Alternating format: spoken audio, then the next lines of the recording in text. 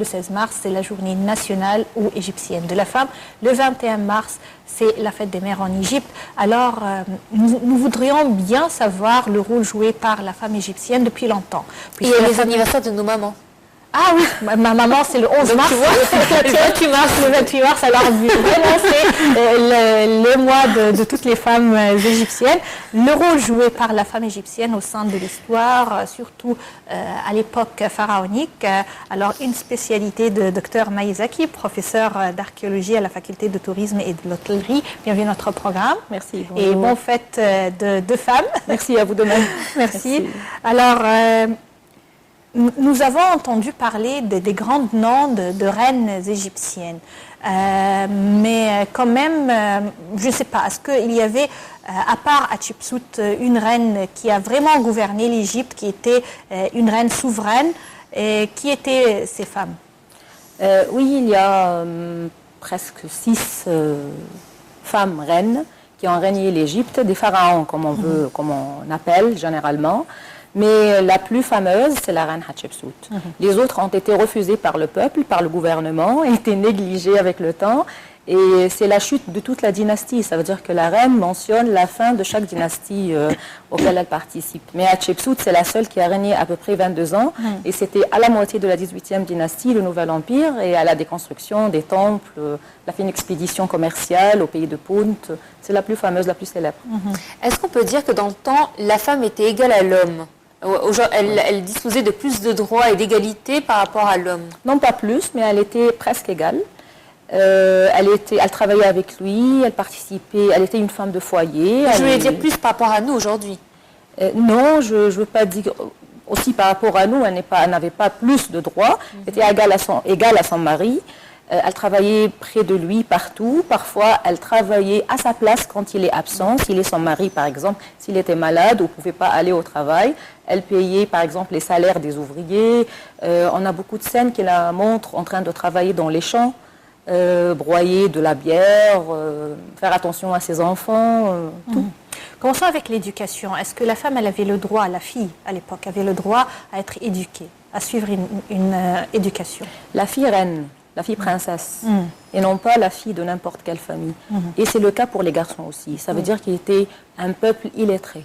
La plupart ne connaissaient pas la lecture, ni lecture, ni l'écriture. Mais il y avait un autre genre d'enseignement, un autre genre d'éducation. C'est-à-dire que, par exemple, les enfants d'un ouvrier, ils apprenaient pour être ouvriers. Voilà, un métier. Oui, un métier. Est-ce que la fille, elle avait également accès à apprendre quelques métiers ou à apprendre de savoir-faire? Beaucoup de métiers étaient faits pour les femmes, spécialement, comme par exemple broyer la bière ou bien fabriquer le pain, parfois travailler devant les fours, etc., la poterie. Oui. Mais pas d'autres métiers. Surtout, je pense aussi faire le fromage, faire les travaux du foyer, de la maison le plus. Alors, parlez-nous des mentalités à l'époque. Par exemple, lorsqu'on a vu à la tête du pays une femme comme Hatshepsut, quelle a été la mentalité des gens à cette époque? Est-ce que ça a été accepté? Est-ce que ça a été difficile de s'imposer en tant que femme? Comment on l'a regardée? Comment on la percevait? Pour Hatshepsut, c'est un peu étonnant parce qu'elle était une femme, la petite fille du roi Ahmosis, qui est Ahmos, celui qui a il a fondé la 18e dynastie, le Nouvel Empire tout entier. Et malgré ça, elle était refusée complètement par le peuple et par les prêtres.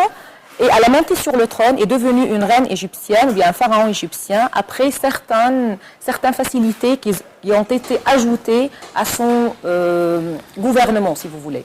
Ça veut dire qu'ils ont demandé à Hatshepsut de mettre des habits complètement d'un homme, mettre une barbe artificielle, un pagne qui ressemble un peu à une jupe, un némès ou bien le mouchoir royal, et ainsi elle n'est pas complètement une femme, elle ressemble beaucoup plus à un homme. Elle a pris une titulature complètement masculine pour monter sur le trône de l'Égypte. Et en plus de quelques mythes et quelques histoires un peu légendaires. Alors, je crois que c'est différent un peu de ce qu'on a en tête concernant l'Égypte pharaonique, puisque sur les murs de temples, on voyait quand même que l'Égyptien respectait la femme. C'est-à-dire, quand il faisait des statues ou des dessins, elle était de la même taille que l'homme, à côté de lui. Oui. Et même, je crois qu'il y avait des textes qui parlaient de l'importance de la femme, comme mère, comme épouse, comme fille. Comme épouse et comme mère, non pas comme une reine. D'accord. Même pour il y avait une différence entre la vie privée même pour les pharaons, c'est la femme du pharaon. C'est la reine qui n'est pas régnante, c'est la femme du pharaon, l'épouse du roi. Même le titre, la grande épouse royale, mais non pas un pharaon. Oui. Alors, à part le statut de reine ou de pharaon, la femme égyptienne était vraiment appréciée par la société, par la communauté où elle vivait. Bien sûr, on a aussi un village qui s'appelle le village de Deir el-Medina, qui se trouve à Luxor, à la rive ouest, sur la rive ouest du Nil, à Luxor. Ce village est à peu près un village de femmes, parce que tous les habitants étaient des ouvriers et des artistes qui travaillaient durant toute la semaine dans leur lieu de construction, et ils laissaient à leur place, dans leur village, leurs femmes, leurs petits-enfants, les gens, les vieux, les vieillards, et ce sont les femmes qui prenaient soin de tout le village. Donc les femmes étaient trop importantes à ce temps-là. Alors, parlez-nous, étant donné que vous êtes spécialiste dans le domaine, parlez-nous de l'évolution de la femme à travers son histoire. On a eu Hatshepsut, puis on commence à prendre elle en tant que numéro 1. Comment la femme a évolué plus tard, après avoir eu une femme souverain? Est-ce que le statut de la femme a évolué par la suite? Vous commencez toujours par Hatshepsut, mais vous oubliez que c'est la 18e dynastie, beaucoup plus avant. Il y avait des femmes? Bien sûr, il y a beaucoup de femmes durant l'histoire. Il y avait aussi les femmes qui ont fait des conspirations contre leurs maris pour les tuer, pour laisser leurs fils monter sur le trône. N'oublions pas que c'était permis aux hommes de se marier avec plus d'une femme. Et pour les rois, c'était beaucoup plus. Pour avoir un fils légitime, donc, et pour avoir des fils, ils devaient se marier avec plus d'une femme. Si la première n'avait pas de garçon, il devait avoir une ou deux ou trois épouses. S'il a plus d'un fils ou bien d'un garçon, de plusieurs femmes, certainement les femmes deviennent jalouses et pensent à leur fils. Et ainsi, on a, durant la 12e dynastie, par exemple, le harem royal, ou bien les femmes du roi, ont fait une sorte de conspiration pour faire monter un de leurs fils sur le trône de l'Égypte et tuer le roi. Alors, quelles étaient les femmes les plus influentes, ou qui avaient plus d'influence, plus influentes au cours de l'histoire pharaonique, à part Hatshepsut et bien sûr Cléopâtre, qu'on connaît également, mais les noms qu'on ne connaît pas. Je ne vais pas vous donner un deuxième choc parce que Cléopâtre n'est pas égyptienne. Elle n'est pas égyptienne, elle n'est pas d'origine égyptienne. Voilà, elle n'est pas d'origine égyptienne. Non, nous avons Nefertiti, par exemple. Elle a beaucoup influencé sur le trône de son mari Akhenaton. Elle est trop connue également. On a Nefertari, qui est la femme de Ramsès II. C'est la seule reine que le roi, son mari, lui a dédié une tombe extraordinaire et un temple qui est le temple d'Abou Simbel, le petit Abou Simbel. Nous avons la reine Ti, qui est la femme du roi Amenophis III. C'est une femme très connue par sa beauté, par les grandeurs de ses statues. Elle a toujours été représentée à côté de son mari de la même taille. Elle a même influencé sur le règne de son fils, qui est Akhenaton. Il est trop connu également. Et comment a été choisie la reine qui devait être à côté du roi? C'est-à-dire qu'il y avait plusieurs femmes, mais comment il choisissait une seule pour être à côté de lui? Sa sœur, sa demi-sœur. Sa demi-sœur. Et il épousait une seule sœur, ou il avait le droit à épouser plusieurs sœurs et à en choisir parmi elles? Nous avons aussi des rois qui ont épousé leurs filles, comme Akhenaton par exemple. Il a épousé 3 filles. D'accord. Alors là, on a des photos que vous nous avez apportées justement. C'est la reine Nefertari de sa tombe. C'est la femme du roi Ramsès II. Elle est connue par ses habits, la robe blanche avec les plissés, avec un ruban rouge comme ceinture. Elle est connue aussi par les perruques, par les couronnes composites avec plusieurs éléments. Elle tient une sorte d'offrande qui est le lin pour l'offrir au dieu Ptah. C'est dans sa tombe. On remarque les couleurs, le blanc, le rouge pour sa peau, les accessoires qu'elle porte. On voit c'est un phénomène de mode. Si on parle d'aujourd'hui, c'est un vrai phénomène de mode, cette reine. elle est très bien habillée. Les tenues, les accessoires. Oui, on a l'impression que c'est un mannequin. Hein. C'est très bien, mais aussi pour la 19e dynastie, on a commencé à être influencé un peu par les modes des voisins. Ça veut dire qu'on a commencé à sortir, faire des expéditions militaires et commerciales, donc voir d'autres modes. C'est pour ça que les habits ont beaucoup changé par rapport à l'Ancien Empire, à la 4e dynastie par exemple. Et là, nous avons une scène d'une tombe, c'est pas une reine, c'est une femme d'un haut fonctionnaire, d'un noble, qui s'appelle Ramosa. C'est une scène de la tombe de la vallée des nobles, de Luxor. C'est un relief, donc il n'y a pas de décoration, pas de couleur, pas de peinture, mais nous avons les yeux qui sont très bien dessinés, très bien marqués. Et ça attire beaucoup plus l'attention, parce qu'on n'a pas de couleur, pas de signe, sauf autour des yeux simplement. Et c'est un relief qu'on appelle un haut relief. Ça veut dire que c'est un peu haut par rapport au niveau du mur. Et c'est comment plus difficile. On distinguait les femmes des différentes classes sociales? Bon, la reine, on a pu voir, hein, elle est colorée, elle est bien entretenue, bien mise en valeur. Là, vous venez de nous dire c'est l'épouse d'un fonctionnaire. Et la fille non, c'est une épouse, mais je connais très bien parce que la tombe, elle appartient à un haut fonctionnaire. D'accord. Et une femme normale, comment elle serait décrite sur les... Elle n'est pas décrite. Non, pas du tout. Généralement, non. D'accord. Ça veut dire qu'on a seulement des tombes et des stèles pour les riches, pour les nobles. C'est une civilisation un peu royale, si vous voulez. Donc on n'a rien du tout qui nous montre... Pour les ouvriers, oui, nous avons des petites statuettes. Elles sont mal habillées par rapport aux fonctionnaires. Aussi pour les noms, ça veut dire, on peut trouver son nom mentionné avec un titre, par exemple. Elle est l'épouse de telle et telle personne. Mais pour une femme qui est ordinaire, elle n'a pas de titre. Ni nom. Et là, nous avons, c'est une stèle d'adoration. On voit les gens qui adorent, qui sont représentés sur le relief, le bas-relief ou bien le bas-registre. Et sur le registre supérieur, nous avons la reine Ahmos Nefertari, c'est la femme du roi Ahmos, qui est le premier roi de la 18e dynastie, et son fils qui est représenté devant elle. Lui aussi, c'est un roi qui s'appelle Amenophis Ier. Et ces deux personnes qui sont Amenophis et Ahmos Nefertari, tous les deux étaient adorés. Ça veut dire devenus des rois dieux. Adorés par les habitants d'un village. À parler de l'influence et de l'importance de la reine-mère. Elle jouait un rôle, n'est-ce pas? Un très grand rôle. Surtout quand on a commencé à avoir des dynasties dans la Basse-Égypte, dans la Haute-Égypte, pardon. Ça veut dire là-bas, c'est beaucoup l'influence de la femme, surtout la mère, est très grande sur ses fils. Et elle est très forte, elle pense beaucoup à la patrie, elle pense au pays, beaucoup plus que d'autres choses. Et on a trouvé qu'elle a beaucoup plus d'influence sur ses enfants que les femmes, par exemple, de la Basse-Égypte. Ça, c'est des accessoires. Voilà, c'est un collier de plusieurs étages. C'est en or, des perles en or, avec des boucles d'oreilles. Que c'est beau, oui. On a l'impression que cette mode revient. Hein, Elle revient, je peux le mettre aujourd'hui, pas de problème. Mais exactement, hein, c'est une mode qui revient. Oui. C'est une des filles du roi Akhenaton.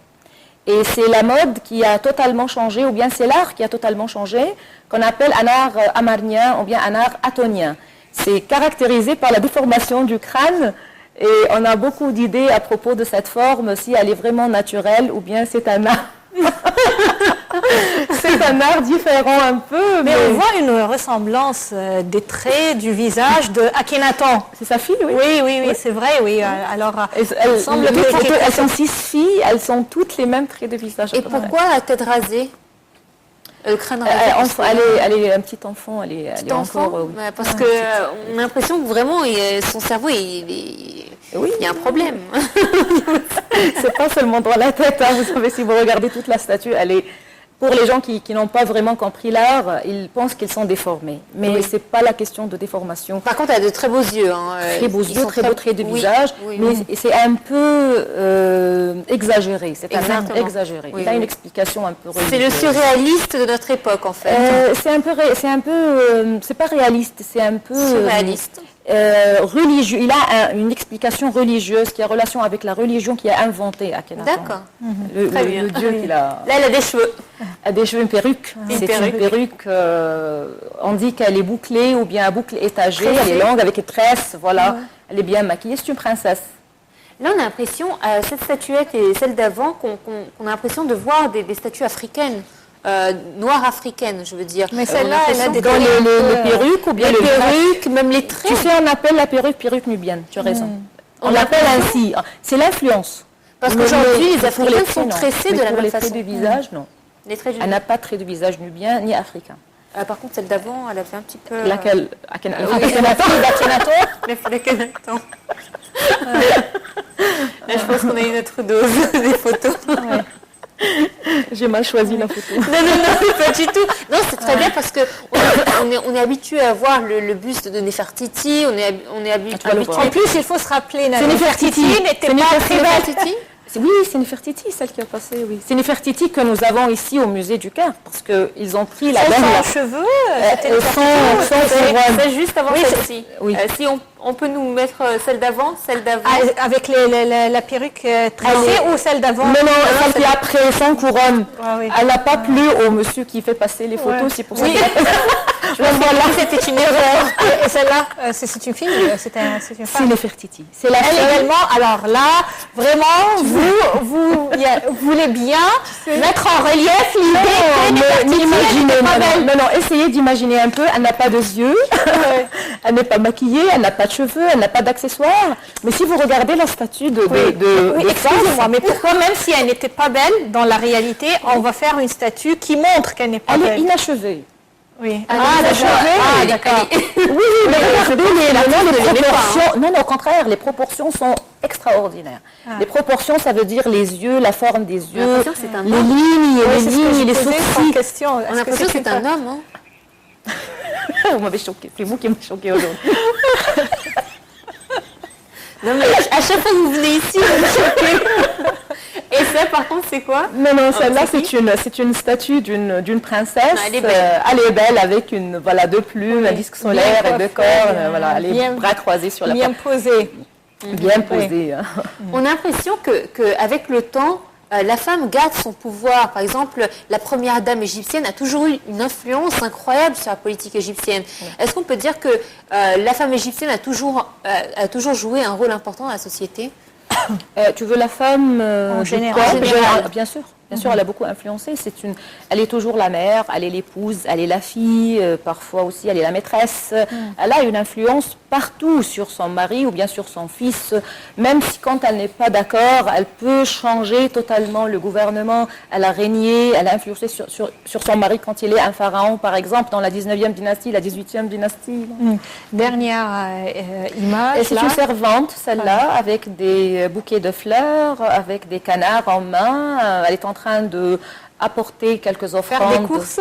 Voilà, Elle est plutôt jolie, hein. Elle est très jolie. Elle a de beaux traits. Elle est bien habillée, elle porte une perruque. Oui. Et elle a des accessoires sur son bras. Quand elle est une servante chez quelqu'un de noble, elle est bien habillée, comme le cas aujourd'hui. Les servantes dans les palais ne sont pas comme les servantes dans les villages, par exemple, ou bien des petites villes et tout ça.